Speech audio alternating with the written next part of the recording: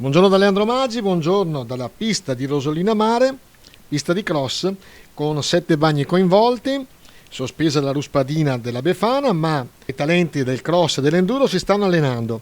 Sentiamo dalle parole di Ulderico Donà cosa sta succedendo in questa pista in attesa del Super Mare Cross di febbraio. Video in diretta dalla pista di Rosolina Mare.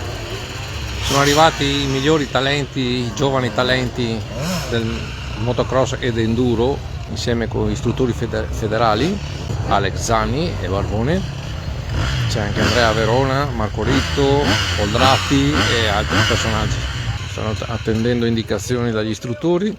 Eccoli, si stanno preparando per partire.